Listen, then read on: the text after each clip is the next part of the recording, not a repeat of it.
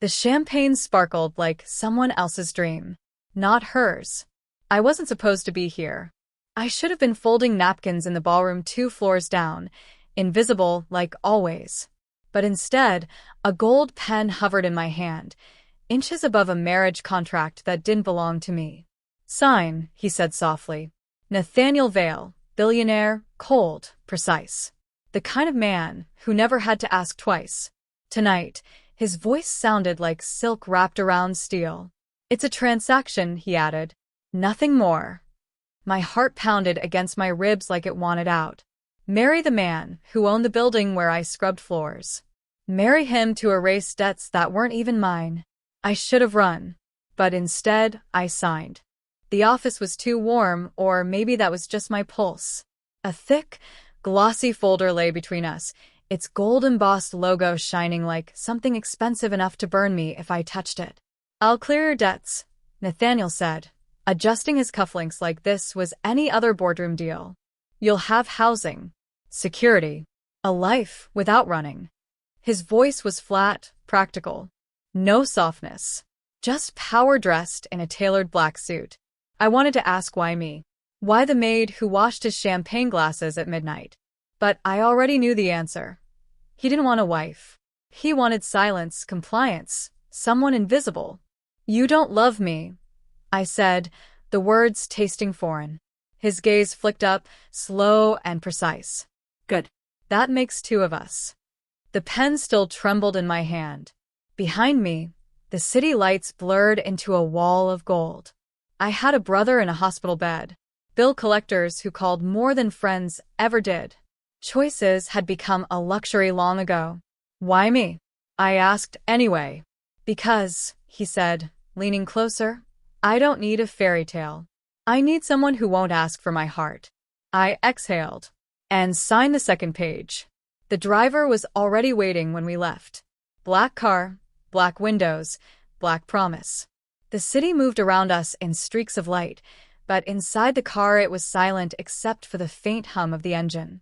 He sat beside me, perfectly still, like a man who'd already decided the ending of this story. Tomorrow, he said, the wedding happens. I stared out the window. Tomorrow? You're serious. Why waste time? He wasn't joking. This wasn't a movie where the rich man changed his mind.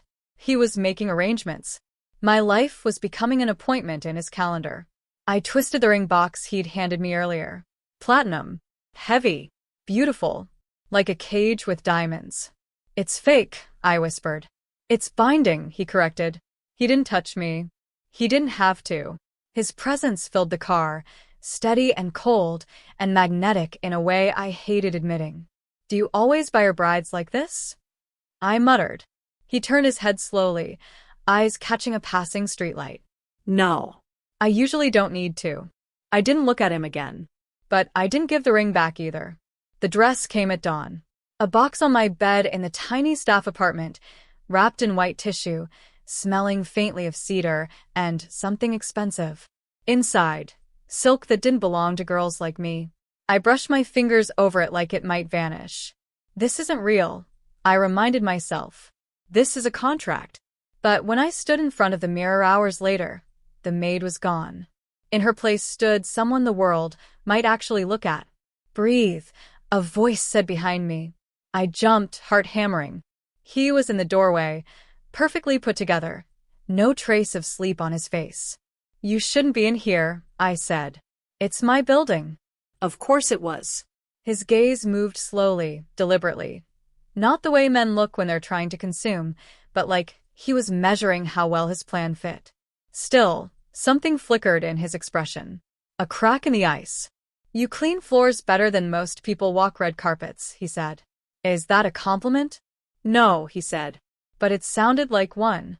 For a moment, neither of us moved. The silence between us wasn't cold anymore. It was warm, dangerous. He stepped closer, straightened the strap on my shoulder with careful precision. His fingers brushed skin. Electricity shot up my spine like a secret. Tomorrow, he said quietly, you'll stand next to me. And no one will ever know it started with a signature. By evening, his world started swallowing mine. A stylist. A publicist. Someone who slid NDAs across the table with manicured hands. A wedding planner who didn't look at me once but smiled at him like sunlight. "This is a private ceremony," the planner said. "But the press will find out." "She's not to be touched," Nathaniel said. He didn't raise his voice. He didn't need to. Every head in the room nodded, as if his word was law. The planner turned to me.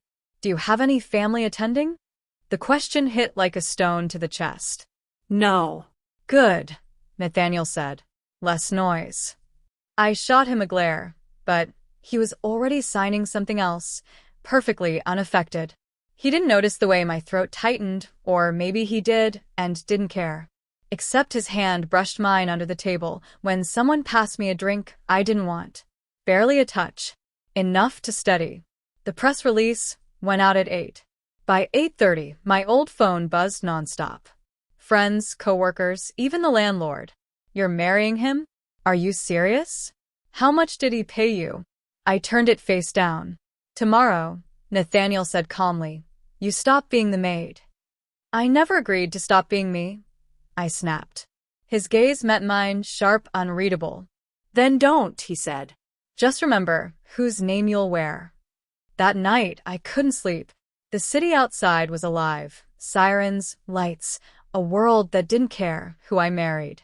But my world had narrowed down to a single last name I didn't choose. I lay in bed staring at the ring on my nightstand. My brother's hospital bills, the eviction notice, the debt collector voicemails, all of it blurred under the cold shine of platinum. A soft knock at the door. "Nathaniel?" Silence. Just the echo of my name on the other side. "You should sleep," he said quietly through the door. "Tomorrow, you'll be mine. On paper." My breath caught. "Good night," I whispered. I didn't hear him walk away, but the hallway light disappeared. I stared at the ring a second longer. And then, against every piece of logic I had left, I slipped it on. Morning light spilled through the curtains like it owned the place. Of course it did. This was his building. His world. When I opened my eyes, the ring was still on my finger. A lie, wrapped in platinum. A knock. Then another. The door opened before I could answer. "Time," he said. Nathaniel Vale didn't need to say what time. He stood there in a charcoal suit sharp enough to cut through my breath. His tie was black. His voice was steady. And his gaze lingered on the ring like he'd already won. "This isn't real," I whispered, more to myself than him. He tilted his head slightly. "Then stop shaking like it is." I hadn't realized I was. Behind him, 2 stylists, a planner, and a security guard moved like a silent army. My day, my life, had already started without me. The dress was heavier now, stitched with too much silk and expectation. They pinned, they powdered, they braided my hair until I didn't recognize the girl in the mirror. The maid who once kept her head down in his marble hallway was gone. In her place stood a woman the world would soon call his wife. The wedding wasn't romantic. It was strategic. A statement to his board, to his enemies, to whoever thought they could move against him. And me? I was a prop with a pulse. He stood behind me as the planner recited last-minute instructions. "Smile. Don't flinch at flashbulbs. Look at him like you belong here." "Why me?" I asked again, softly this time. "Because," he said, straightening the strap of my gown, "you're invisible to them. And I need someone who doesn't want the crown." Invisible. He made it sound like a strength. The ballroom was a battlefield dressed in flowers. Every surface glittered. Crystal chandeliers, champagne towers, cameras poised like rifles. Guests whispered, their curiosity slicing through the air. I walked in on his arm, and the world inhaled. It wasn't supposed to feel like this, like my heartbeat had become part of the ceremony. But when his hand tightened around mine, the noise blurred. It was just him and me walking toward a future we'd both signed for, but neither fully understood. The officiant spoke words that meant nothing. The guests smiled like they knew everything. Nathaniel's thumb brushed against my hand in a way that wasn't written in the contract.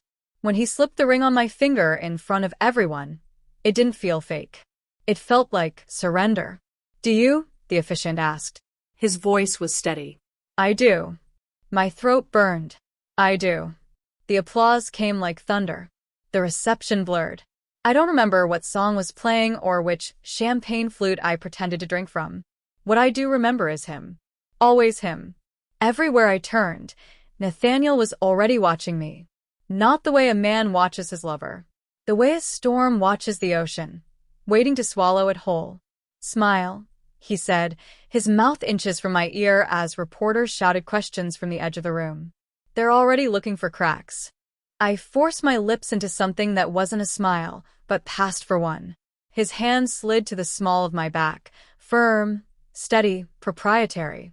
The kind of touch that said she's mine, even if she's not. My breath caught. This isn't real, I whispered through clenched teeth. Then don't look so nervous, he replied. Except he didn't sound cold anymore. He sounded careful. The press conference was supposed to be routine. Just names, smiles, flashbulbs.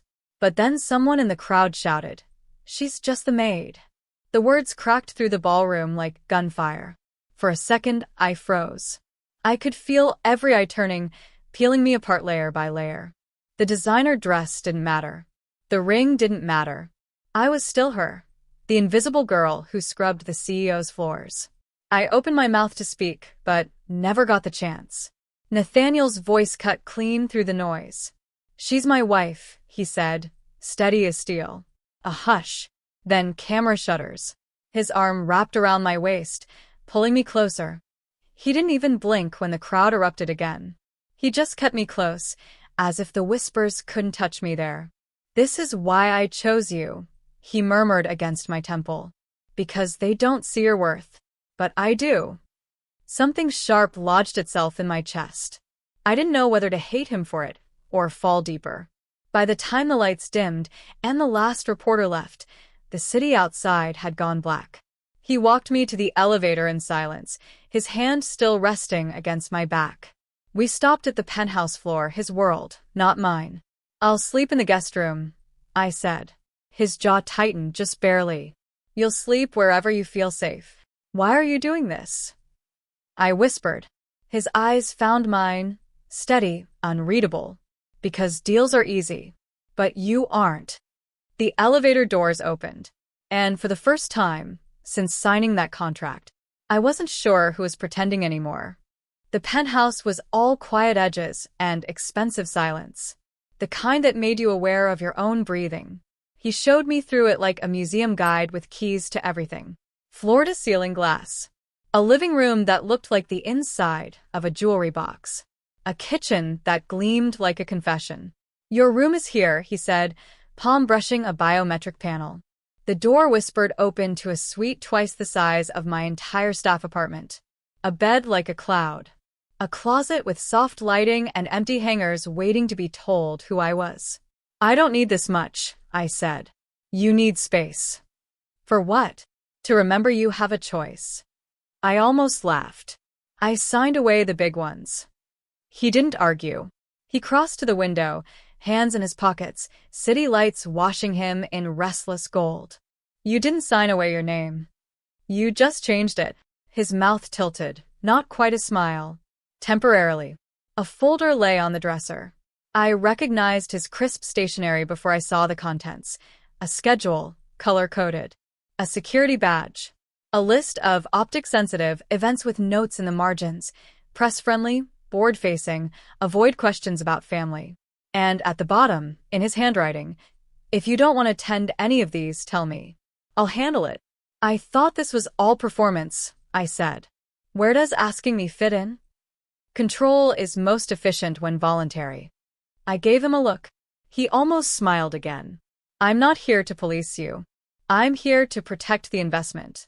"Which one am I?" He met my eyes. "Both."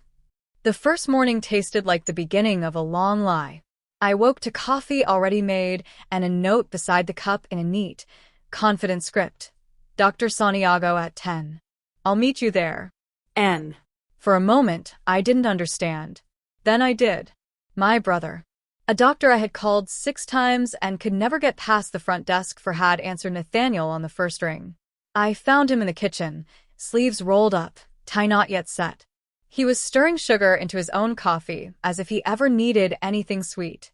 "You called him?" I asked. "I scheduled a consult," he corrected, sliding me a second note. "Insurance authorization is routed." "We don't have—" I caught myself. "We didn't. You do now." It would have been easier if he'd been cruel. The part of me that bristled at his control didn't know where to put the part that wanted to thank him until my throat hurt. "I'll pay you back," I said. "You already are." "By what? Smiling for cameras?" He looked at me over the edge of his cup. "By standing beside me when half the room expects you to fall." The hospital smelled the way hospitals do. Too clean, too hopeful. He walked beside me without touching, our reflections long in the atrium glass. People turned to look, not at me, never at me, but at the man who made elevators wait. "Do you want me to come in?" he asked quietly outside my brother's room. "Why would you?" "Because it might make this easier." "It won't." He nodded once. "I'll be here." He meant the hallway. He meant the world I had stepped into. I went in alone. My brother slept the way exhaustion forces you to, lips parted, the rhythmic sigh of machines folding around him. His hand looked too thin on the blanket. I traced the edge of the pulse oximeter clip with my thumb and pretended I was steady. When I came back out, Nathaniel was there exactly where he said he'd be, jacket off, tie loosened, one shoulder against the wall, as if he'd been leaning there for years. He straightened when he saw my face.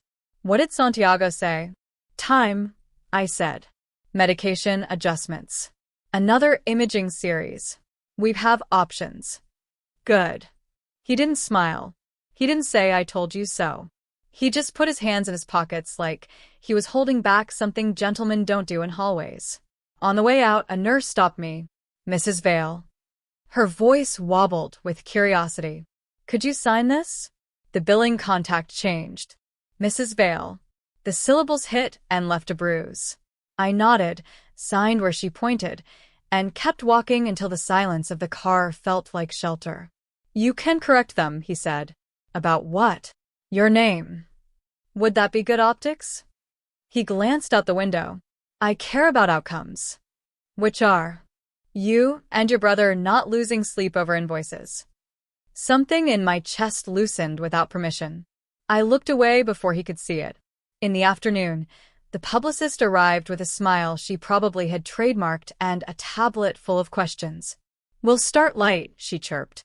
"Origin story. Meet cute. Favorite restaurants. Allergies. The usual." "We didn't have a meet cute," I said. "Then we invent one," she said, fingers flying across the screen. "Coffee spill? Locksmith mix-up? Dog rescue." "She doesn't lie," Nathaniel said. "Since when?" I muttered. He cut me a look that wasn't unkind. "Since now." The publicist cleared her throat. "Fine. Then we go with omission. We prefer to keep our privacy. You wear minimal jewelry, no statements on fashion, nod politely when asked about the honeymoon, deflect to charity work. We'll see to profile in business Lux next week to reposition the narrative." "Reposition from what?" I asked. She didn't look up. "From maid marries billionaire. To woman with backbone chooses stability." I didn't choose. His hand found the back of my chair. "We're done." The publicist blinked, recalibrated. "Of course. I'll send the draft copy." After she left, I turned on him. "I don't need you to rescue me from sentences." He lifted his brows. "You looked like you wanted me to." I looked like I wanted to be asked. He took that in, the way he did everything, quickly, fully, without flinching. Noted. That evening, he had a board dinner. He asked if I wanted to attend. The schedule said, optic sensitive. The part of me that still lived on a staff floor said stay out of the way. The part of me that had signed a contract said go. His driver opened the door of the car like it was a promise. The restaurant's private room was all dark wood and darker suits. Conversations ceased when we walked in, like someone had put the night on pause. "Gentlemen," he said, voice smooth enough to slide under locked doors. "This is my wife." It was not the room's favorite sentence. They evaluated me the way people do when they want to see the seam in a dress. I lifted my chin a fraction, and stopped trying not to be seen. Halfway through the meal, a woman I recognized from business magazines slid into the empty seat beside Nathaniel. Elena Ward. Elegant, dangerous, her mouth curved like she always knew more than you. The kind of woman who looked like she'd been poured into her dress and hadn't spilled a drop. "Nate," she said, too familiar. "You didn't tell me you were bringing company." "Wife," he said. The word landed between them like a change in weather. She turned to me with a smile that didn't reach her eyes. "We've worked together for years," she said. "He's terrible at small talk." "I've noticed," I said. Something flickered. Not respect. Maybe calculation. When dessert arrived, our seats shifted, as they do when alliances do. I found myself across from Elena, Nathaniel fielding questions from two directors about a proposed acquisition. "So," she said, voice light, nails immaculate around a stemmed glass, "the maid." I took a sip of water. "The wife." "One?" I asked. Her gaze slid to Nathaniel, back to me. "Especially this one." "Good," I said. "I like it here." Jealousy is a stupid, childish color, and I wore it anyway. Not because he was looking at her, he wasn't. Because she knew him. The private language of people who had built something together and walked away with the same scars. On the ride home, I stared at the city until the lights blurred. "Elena," I said. "Were you?" "A partner," he said. "In business." His jaw did that careful set that meant the truth, measured. "In decisions." "Is that a yes?" "It's a we survived things and kept our mouths shut." I folded my hands in my lap. "And now?" "Now she's useful, when she isn't dangerous." I almost said like me, but the word lodged somewhere behind my ribs. Back at the penthouse, the elevator doors slid open to meet Quiet and the view. He followed me to my door and stopped, as if there were an invisible line the contract had drawn in air. "You handled them," he said. "Like a mop? Like you were made for tables that don't want to make room." "That's not a compliment." "It is from me." A beat. The city glowed. He smelled faintly of cedar and something darker, like the space between problems and solutions. "I'm not a prop," I said, the words gentler than they would have been yesterday. "I know. Then stop setting me down where I look best." His eyes warmed by fractions. "Tell me where you want to sit." No one had ever asked me that, and meant it. The question knocked something loose, and it felt like breathing for the first time in hours. "My brother's scan is tomorrow," I said. "If you have to choose between boardrooms and hospitals, choose the second." "I already did," he said. The scan was early. He was earlier. We walked long white corridors together, and sometimes his hand brushed mine, and neither of us pretended it was an accident. When the radiology tech called my brother's name, I started to rise. "I'll go," Nathaniel said quietly. I blinked. "Why would you?" "Because he shouldn't be alone in cold rooms." He was gone before I could argue. An hour crawled past. When the door opened, my brother came out first, rolling his eyes at me the way he had when we were kids, and I'd fussed over his scraped knees. "He's annoying," my brother said deadpan. "I know." "He watches like a hawk." Didn't talk much. But he stayed. I looked over my brother's shoulder. Nathaniel stood at the end of the hall, talking to the tech, his posture easy, his attention absolute. "Tell him thanks," my brother said. "But don't let him pick the TV channel. He has billionaire taste." I laughed. It sounded like maybe the world had room in it after all. On the drive back, Nathaniel answered 2 calls, routed a crisis, and somehow still noticed when I stopped pretending I wasn't staring at him. "What?" he asked. "You stayed." He didn't look away from the window. "You did." That night the penthouse felt different. Warmer. Or maybe I was colder and needed what it was offering. I picked a book from the library and fell asleep with the light on and woke to a blanket I hadn't put over myself. Days slipped into a strange rhythm. Mornings at the hospital. Afternoons shadowing his world. Evenings where we learned each other's small habits. How he takes meetings standing, how I hum when I'm anxious, how he hates olives and loves the quiet before sunrise, how I can't sleep if the closet door is open. He started leaving the closet door closed. I started making a second cup of coffee in case he forgot to make the first. And then everything shifted again. We were due at a charity auction. His tux was black. My dress was slate blue and soft where the day had been sharp. In the car, his phone vibrated once, then again, then wouldn't stop. He answered, said nothing for a long time, eyes narrowing to a place I hadn't seen since the wedding. When he hung up, the air felt like the second before thunder. What? He weighed the words. Decided not to dress them up. There was an attempt to access your brother's records. My stomach went cold. Who? Not yet clear. He was already texting. The muscle in his jaw ticked once. We'll skip the auction. No, I said. We go. If we cancel now, you'll look like you're hiding me. I don't care what I look like. I do. I forced my voice to steady.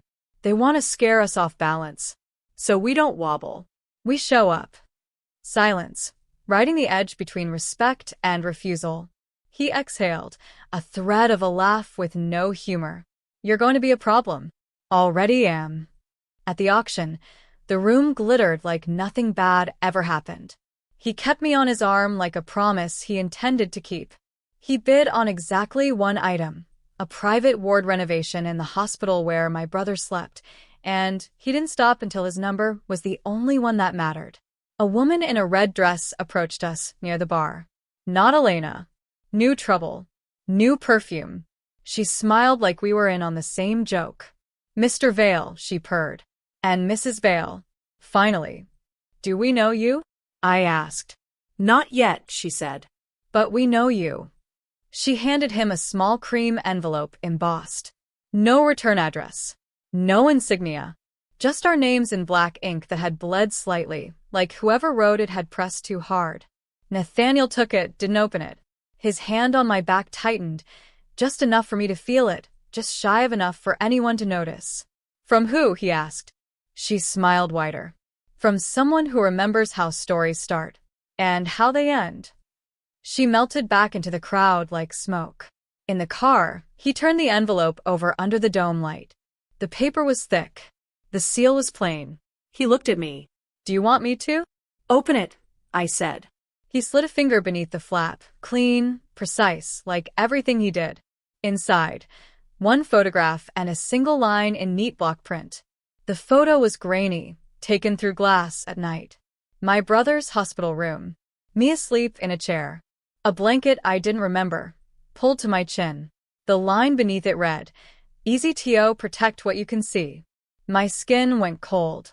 The city outside rushed past like it was getting away from us. Nathaniel's hand was steady on the photo. His eyes were not. We're done pretending, he said, voice low, steel threaded through it. From now on, we do this my way. And your way is? His gaze cut to mine. War. The silence in the car wasn't quiet anymore. It had weight now. Sharp, like glass under bare feet. Nathaniel didn't speak as the city bled past outside the tinted windows. His hand gripped the envelope like he was already dismantling whoever had sent it. His jaw was clenched so tight, I could almost hear his molars grinding. I stared at the photograph again. My brother. Me. A stranger behind a camera lens. Someone had been close. Too close. They were in the hospital, I whispered. They won't be again, he said flatly. This isn't part of the contract. No, he said. This is part of my life. Which you're now. I almost laughed. Not because it was funny. Because it was too much. Because fake marriages didn't come with real targets. Why us? I asked. His eyes flicked to me. Because someone thinks I have something to lose. And do you? He didn't answer. He didn't have to. Back at the penthouse, security was already waiting. Men in dark suits. Earpieces. Serious faces that didn't look at me twice, which somehow made it worse. Nathaniel barked orders like a man whose entire world ran on command. Extra guards on my brother's floor. Hospital surveillance pulled. Car rotations doubled. No movement without authorization. I stood in the corner like I didn't belong in the middle of a war I hadn't asked for. Then he turned to me, really looked at me. The ice in his voice cracked. I'm not going to let anything happen to you, he said. You say that like it's a promise, I whispered. It is. The next morning, the penthouse didn't feel like a home. It felt like a fortress. Armed men outside the elevator. A car waiting downstairs with windows dark enough to swallow daylight. Nathaniel watched me from across the living room, a black coffee in one hand, his phone in the other. Every time the screen lit up, his expression sharpened like a blade. He wasn't just a CEO anymore. He was someone dangerous. Someone prepared. This isn't safe, I said. It's safer than anywhere else. For who? You? Your company? Or me? He lowered the phone. For us. I hated how that word hit my chest. Us. Like we were something real. An hour later, we were at the hospital. Security trailed us in shadows. My brother was still asleep, but this time there was a guard at the door. I touched the frame of his bed like it might protect him. Nathaniel stood just inside the room. Not too close, but close enough. I didn't sign up for this, I said quietly. You did when you signed your name next to mine. That was supposed to be pretend. He met my gaze. Not anymore.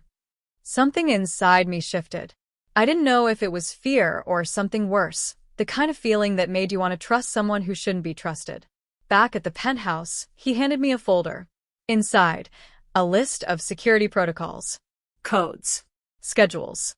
Contacts I didn't know but apparently now had access to. I don't need this, I said. Yes, he answered.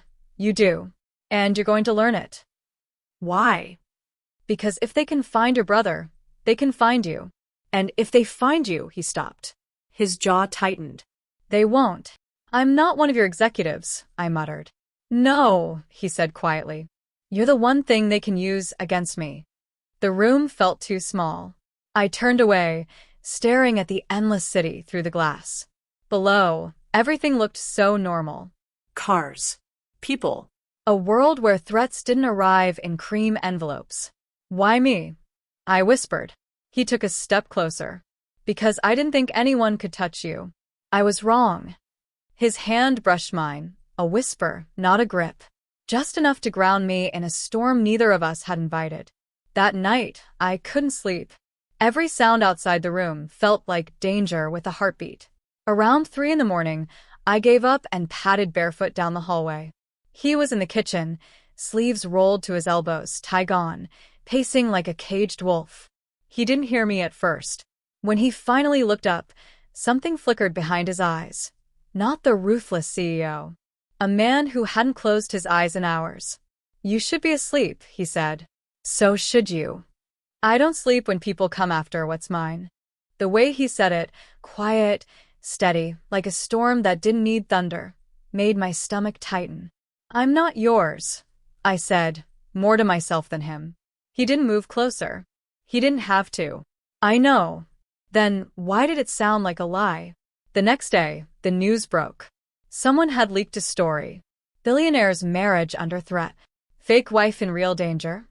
Headlines screamed what we were trying to contain. Paparazzi swarmed the building. My name wasn't invisible anymore. It was everywhere. When I stepped outside with Nathaniel, the flashes hit like lightning. I raised a hand to block the noise, the light, the questions.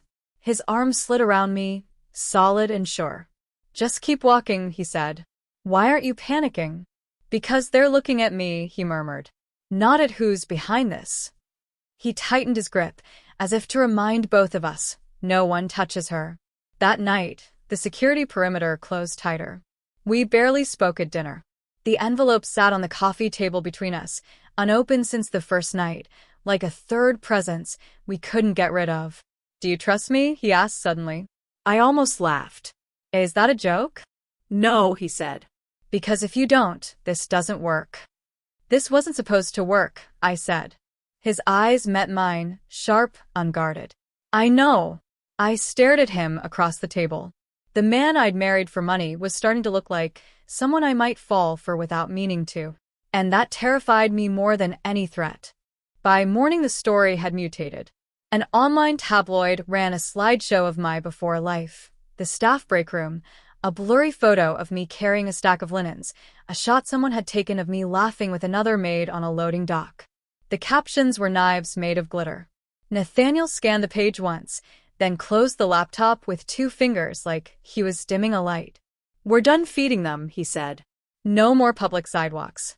We use service corridors and rooftops until I say otherwise." "You can't lock the sky," I murmured. "No," he said. "But I can lock everything under it."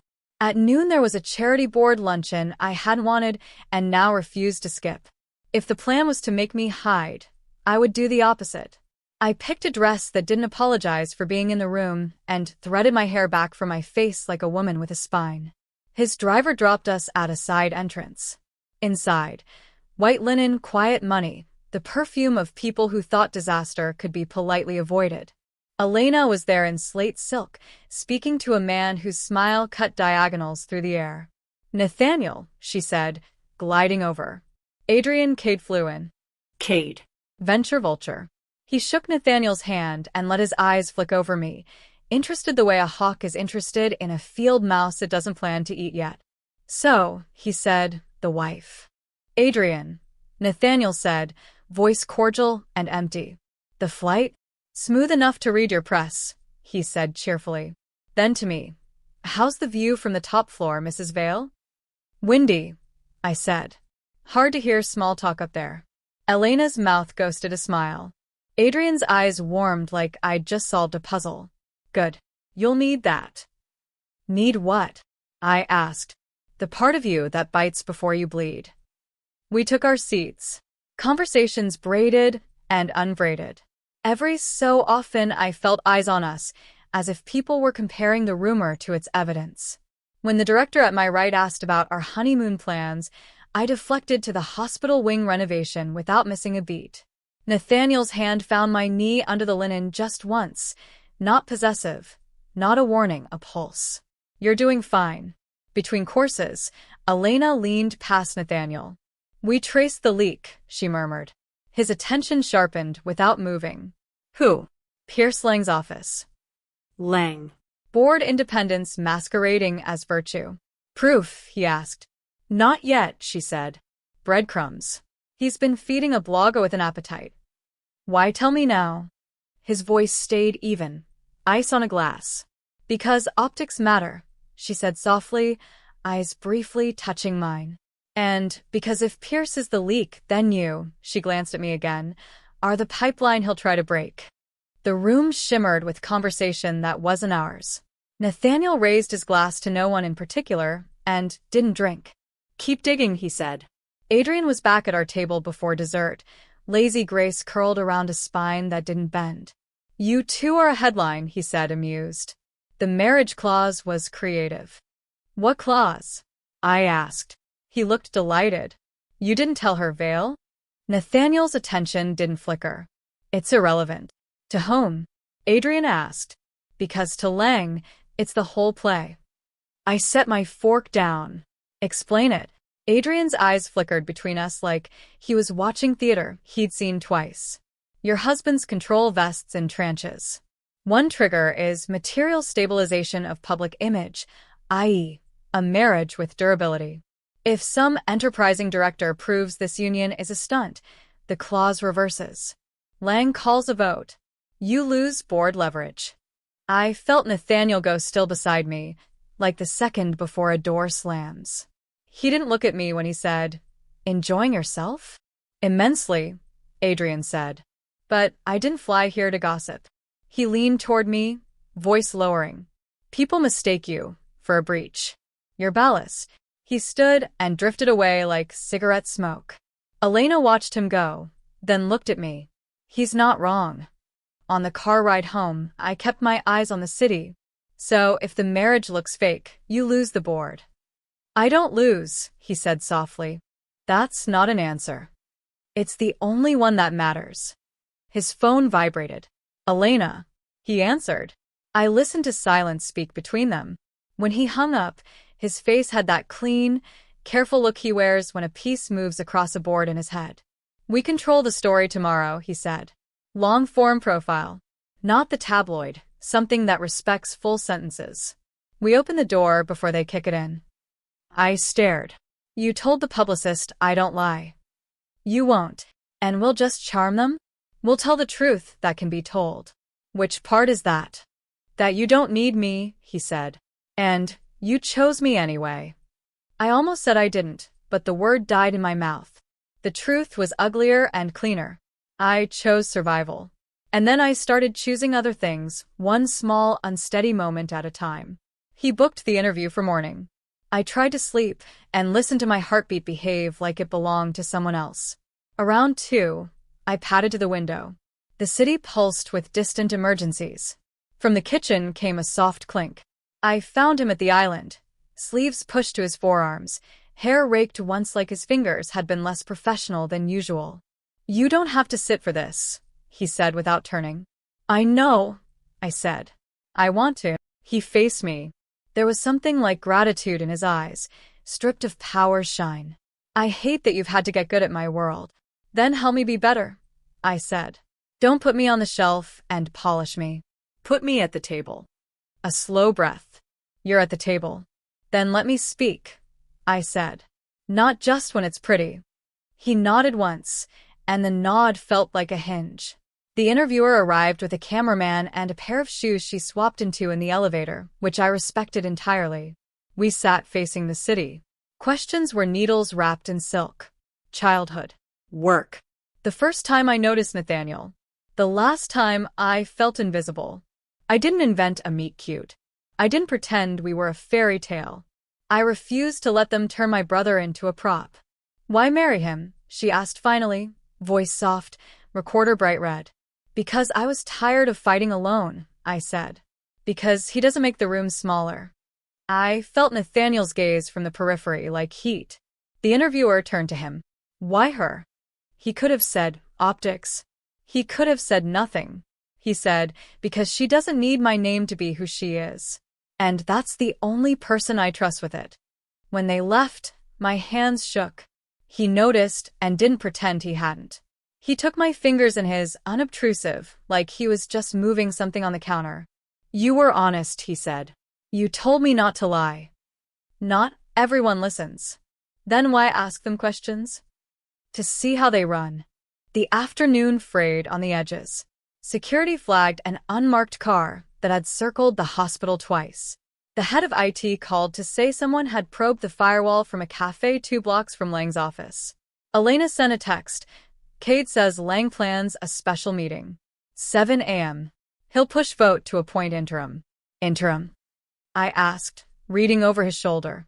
Someone they can steer, he said, eyes on the middle distance where men like Lang imagined they were invisible. They'll try to use you to move me. Then I won't be moved, I said. That evening, there was another event we couldn't avoid, a foundation dinner that paid the salaries of pediatric nurses and kept the lights on in the wing where my brother slept. The room was too warm. Photographers clustered at the entrance, like bees. Stay close, Nathaniel murmured. I wasn't planning to crowd surf. We made it 6 steps before the first flash, 9 before the first question, and 12 before a hand came out of the press to grab my wrist hard enough to leave fingerprints. For one raw, animal second, I was back on a staircase I didn't choose, a hand too tight where it shouldn't be, a floor rushing up. I tried to yank free, throat closing, and then the pressure vanished.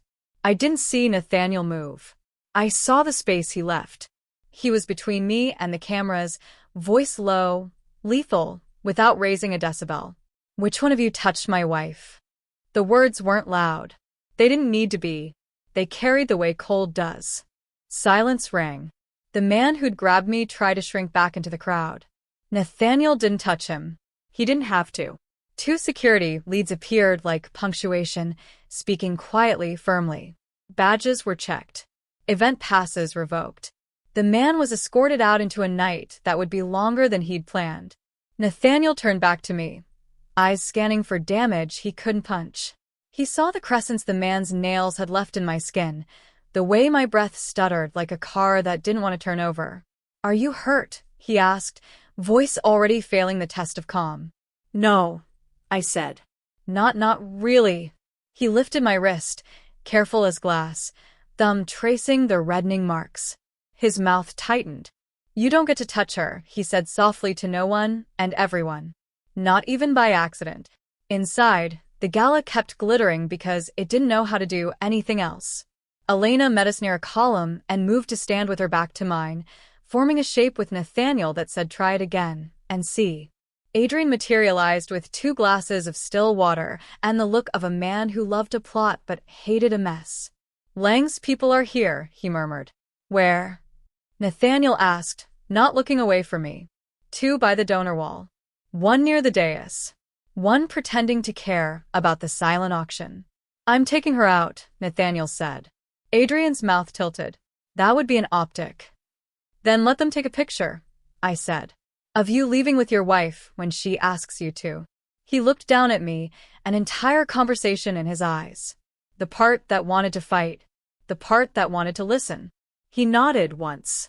We left through the kitchen, steam and garlic and clatter turning the world normal for 60 seconds. On the back terrace, October bit my bare arms. The city lay below, unbothered. "You don't have to prove anything," he said, loosening his tie like a concession.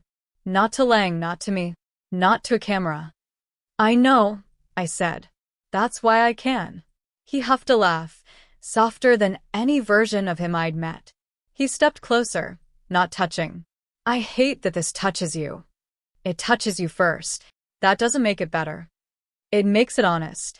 The door from the hallway clicked. The air changed. I didn't have to turn to know Elena had stepped out and closed it behind her, or that someone else followed with steps that didn't apologize.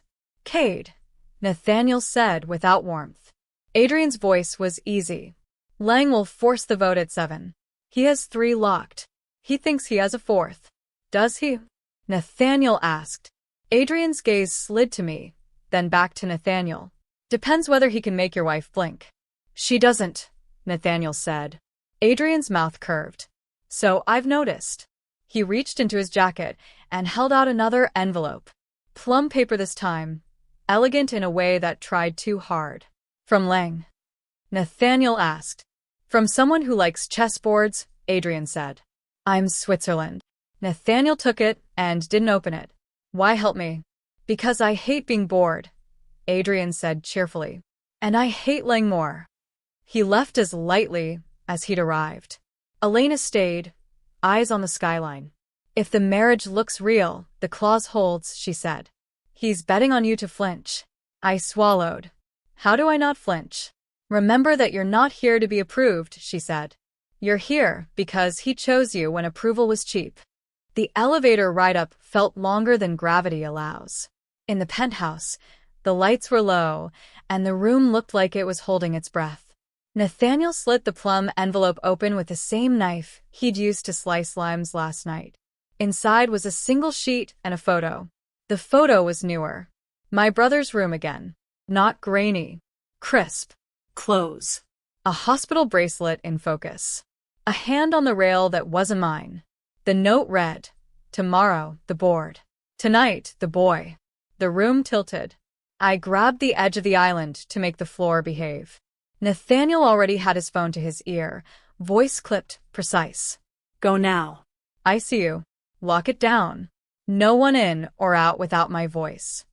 I fumbled for my coat. He was already shrugging into his. "You're not leaving me here," I said, already moving. I wasn't planning to. The elevator was a falling thing. The car ate up blocks like it was starving.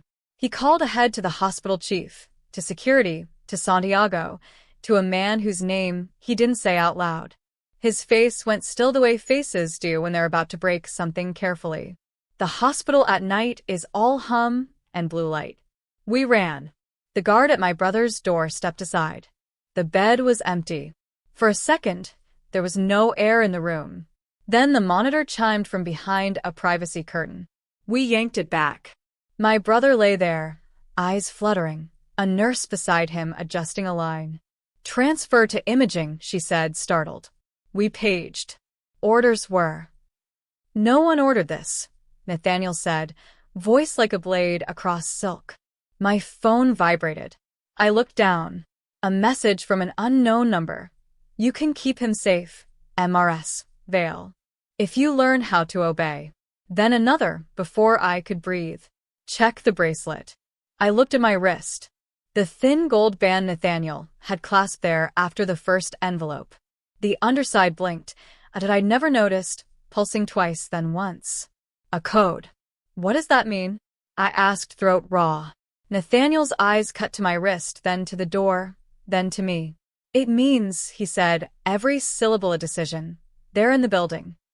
Before I could answer, an alarm screamed somewhere down the hall. Nurses ran. Lights shifted from calm to crisis. And my phone lit again with a third text that wasn't a threat anymore. Code blue. Room 14C.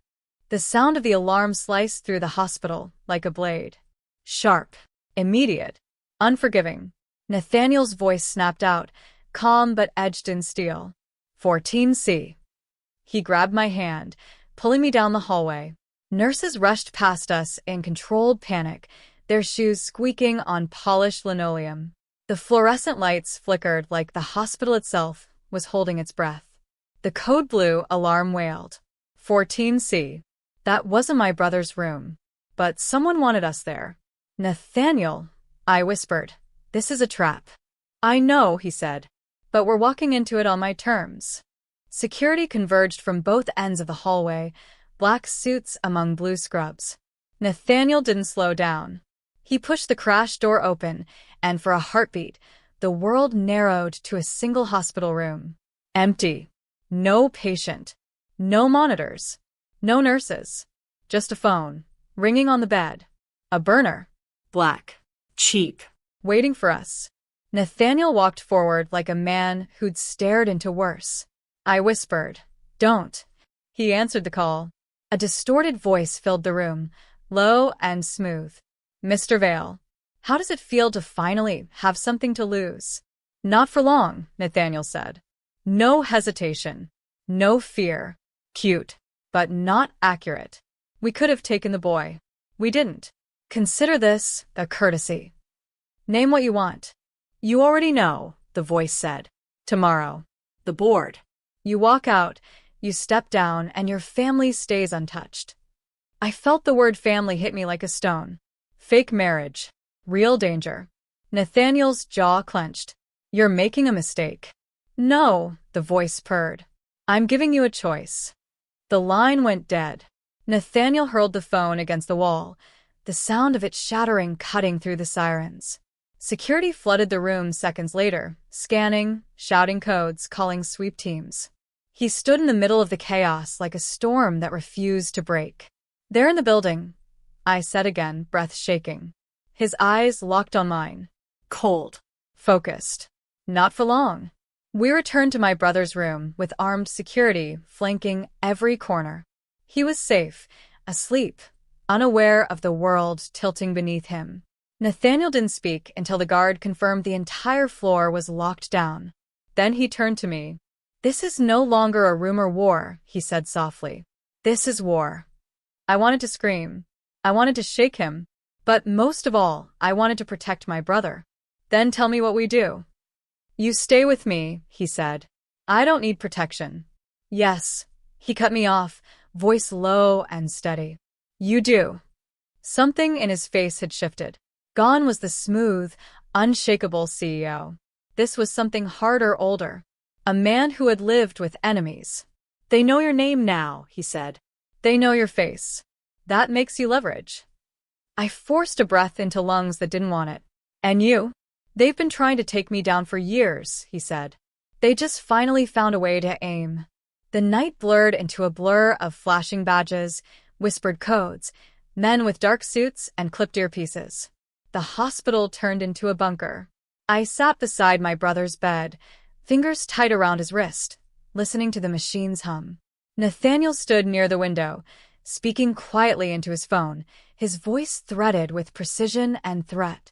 When he finally came to me, his tie was gone, his shirt sleeves rolled up, jaw set like iron. "I can end this," he said. "How?" "By giving them what they want." I shot up. "No." "It's me they want. It always has been." My throat burned. "If you walk away from that boardroom, they don't stop. They won't ever stop." His gaze met mine, dark and unwavering. Then we make sure they can't touch us again. This is real now, isn't it? I whispered. It was real the second you put on that ring. The ride back to the penthouse was silent. No music. No idle chatter. Just the steady hum of an engine and the weight of choices waiting in the dark. By the time we stepped into the apartment, the city was asleep, but his world was wide awake. Elena was waiting, jacket thrown over a silk dress, her hair pulled back tight. Two of Nathaniel's security chiefs hovered near the wall, their faces grim. They've overplayed, Elena said without preamble. Pierce thinks you'll break. Nathaniel didn't sit. He didn't blink. Then let's remind him who he's dealing with. She slid a folder onto the table. Inside were files, contracts, transfers, photographs, names, numbers, leverage. This isn't just about the company, Elena said. They want to bury you. Then they can join me in the ground, Nathaniel said coldly. I watched him from across the room, this man I'd agreed to marry for money. I thought I'd seen power. I hadn't. This was what it looked like when someone stopped pretending to play nice. Tomorrow, Elena said, Lang's people will push for the vote. You walk in with your head down, they win. You walk in like this. She gestured to the predators standing in front of us. And they won't even get the chance.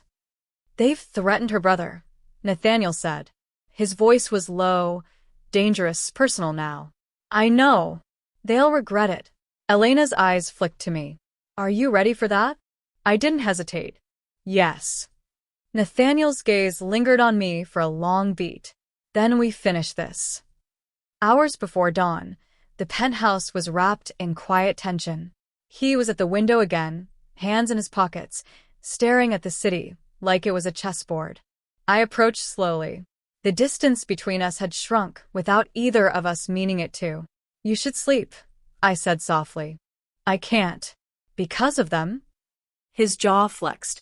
Because of you. My breath caught. You're in this now, he continued, voice steady. I didn't mean to pull you into a war. But you did. He turned.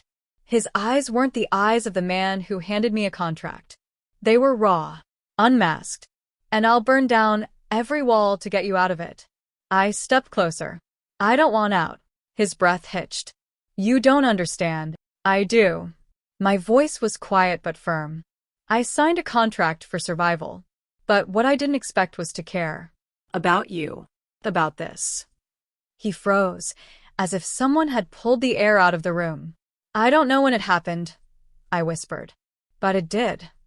His hand lifted, then hovered like he didn't trust himself to touch me.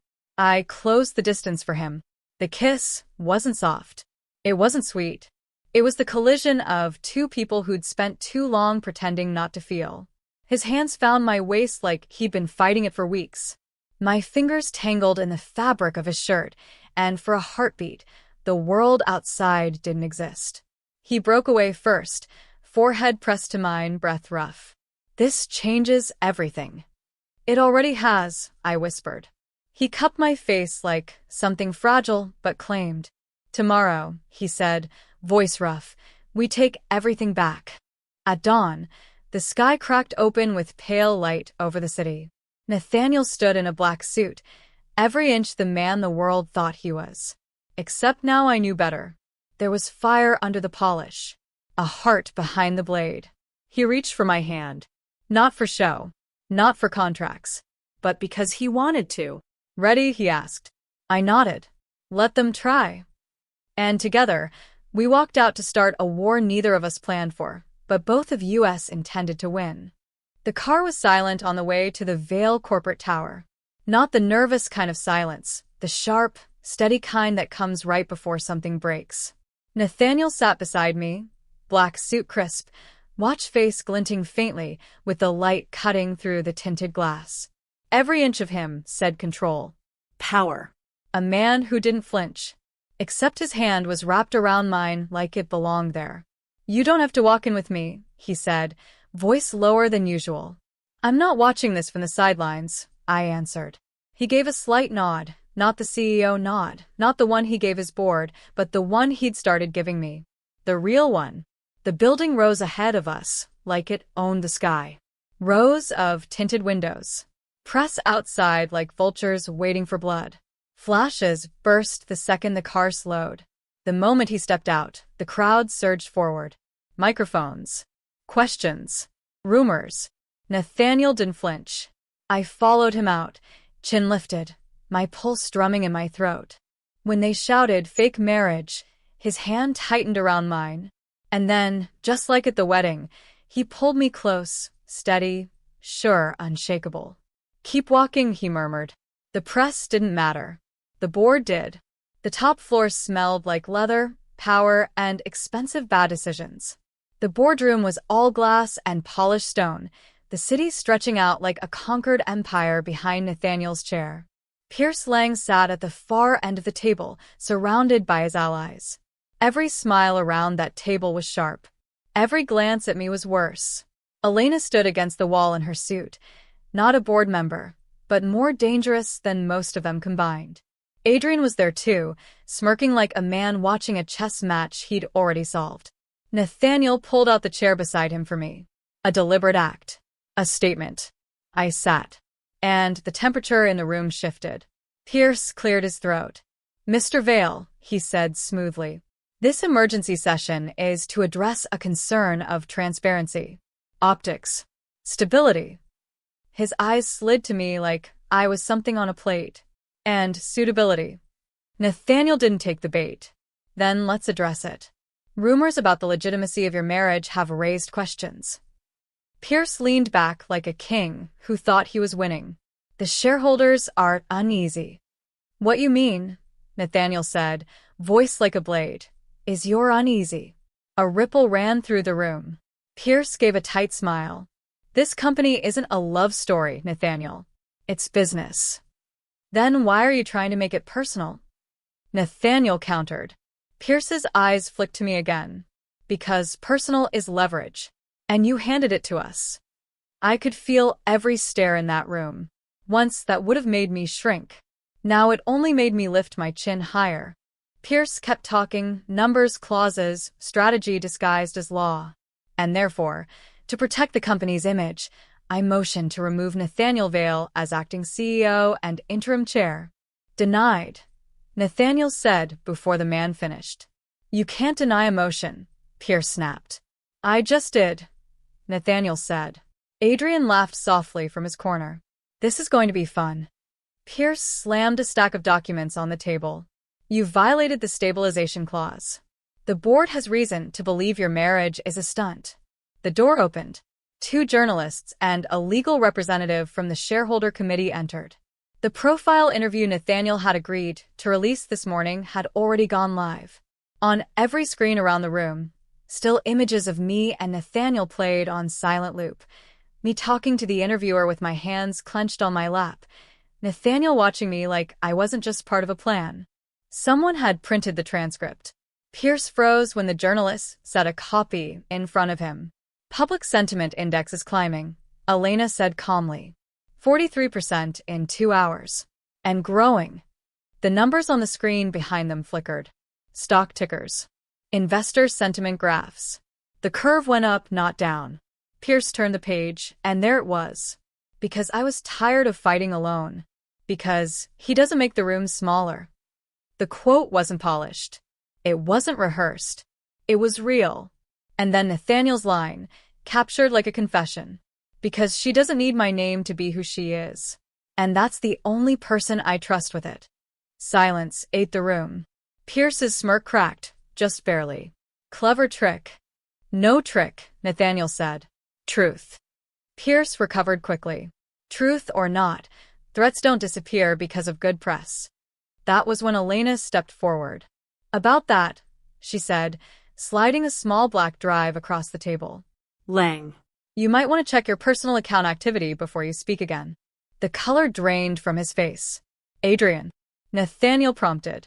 Adrian grinned like a devil in a designer suit. Lang's assistant sold access logs to the wrong person. We have records of the leak. Names. Payments. Oh, and the hospital footage. Pierce's voice faltered. You have nothing admissible. Who said anything about court? Elena said softly. You leak again. We don't call lawyers. We call the press. For the first time, Pierce didn't look at Nathaniel. He looked at me. And I realized why. I wasn't the weakness anymore. I was the weapon. The vote came fast. It wasn't unanimous, but it was decisive. Nathaniel stayed. Pierce lost his committee seat.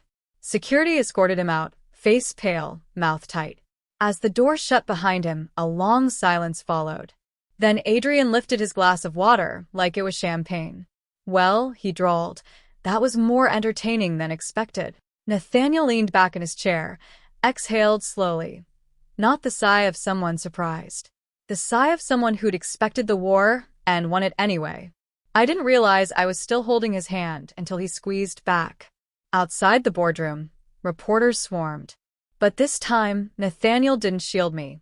This time, we walked through the crowd side by side. Hours later, the penthouse felt different.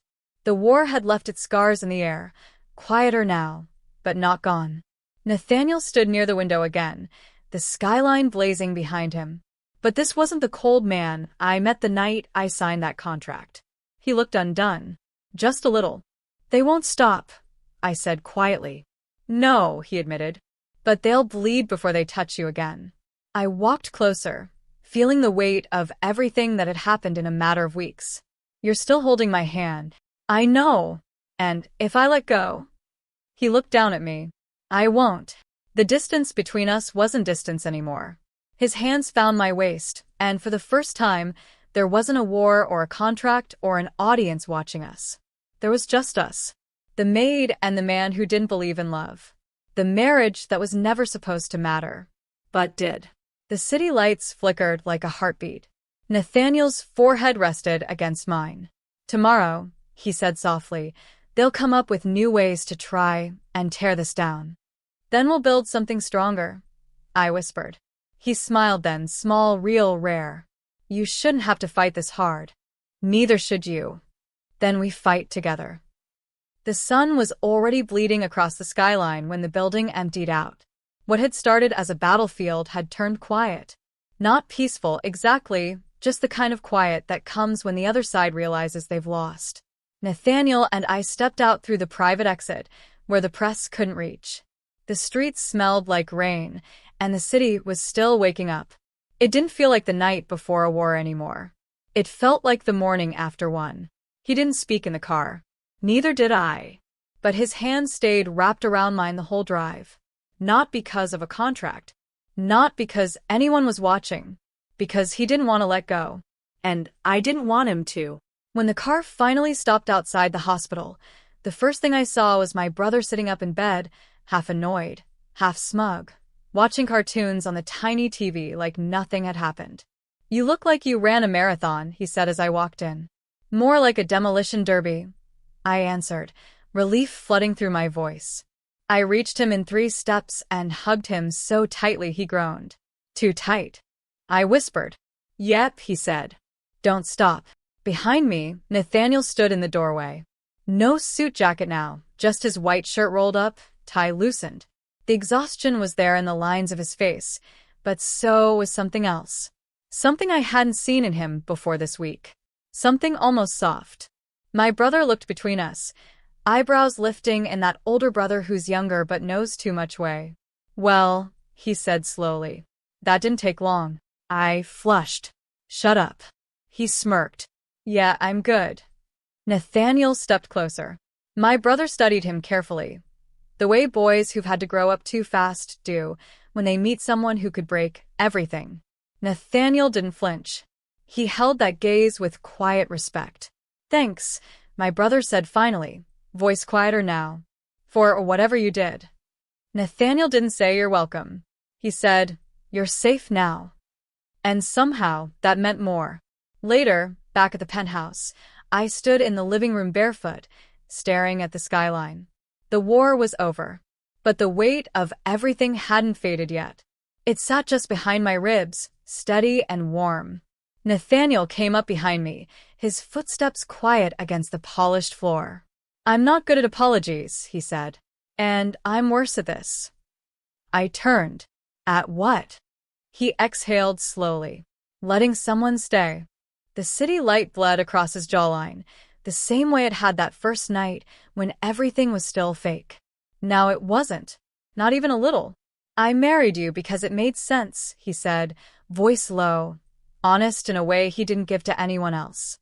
Because I needed someone the world couldn't use against me. I held his gaze. And I didn't plan for you to become the one thing I can't lose. The world outside was loud, but in that moment, everything inside went silent. I stepped closer. You don't get to say things like that and expect me not to feel it. I know. You're dangerous. So are you. We stood there, the maid who signed a contract, the man who never meant to fall, neither of us pretending anymore. I'm not going anywhere, I whispered. His hand slid to the back of my neck, fingers threading through my hair, grounding me. Good, he said softly. Because I don't want a paper marriage. I want you. He kissed me then, slow, deliberate, like the first time wasn't a mistake, and this time he intended to burn the world down if anyone tried to take it away. When he finally pulled back, his forehead rested against mine. His breath was warm against my skin. You have no idea how much I need you, he whispered. I smiled. I think I do. We spent the rest of the day in a kind of quiet that didn't feel fragile anymore. Security had doubled at the hospital. Lang had disappeared into the wind. The press was still circling like vultures, but their angle had shifted. I was no longer the maid with the ring. I was the woman who stood next to him and didn't flinch. It wasn't the kind of fairy tale they wrote in books, but it was ours. That night, I found him in the library, sleeves rolled, glasses perched low on his nose, paperwork scattered around him. He looked up when I entered, and the exhaustion cracked into a real smile. You should sleep, I said. So should you. Can't. He gestured to the chair beside him. Then sit. I did. We didn't speak for a long time. The only sound was the faint hum of the city outside and the scratch of his pen on paper. It felt strange, how peaceful this chaos had become. How much it felt like home. Finally, he set the pen down. Do you regret it? He asked. What? Saying yes. I didn't hesitate. Not once. His eyes softened.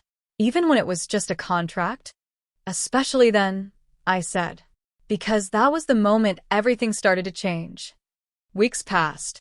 The city moved on, it always does. The tabloids found new scandals. The board adjusted to their new reality. And every night, I came home to the man I'd married for all the wrong reasons and stayed with for all the right ones. The girl who scrubbed his floors didn't exist anymore. But the woman who stood beside him, she was real. And she wasn't invisible. Nathaniel's empire hadn't softened him. But somehow I had. One night, after the last call, after the last fight had faded into memory, he found me on the balcony. The air was cool. The city glittered beneath us like it belonged to someone else. He slipped his arms around me from behind, resting his chin on my shoulder. I didn't believe in forever, he whispered against my skin. Not until you. I smiled, eyes on the city. Forever's a big word. I've got the time. I turned to face him. His eyes caught the light, steady, unshakable. But softer now. Just for me. Then promise me something, I said. Anything. When the world comes for us again, because it will, don't try to fight it alone. He didn't hesitate. Deal. We stood there, the city below, the wind carrying everything we'd survived. I married him for money. He let me in because it was convenient. Somewhere between fake vows and real danger, something real was born. Not a perfect love. Not a fairy tale. But a choice. And we kept choosing each other. Every day after.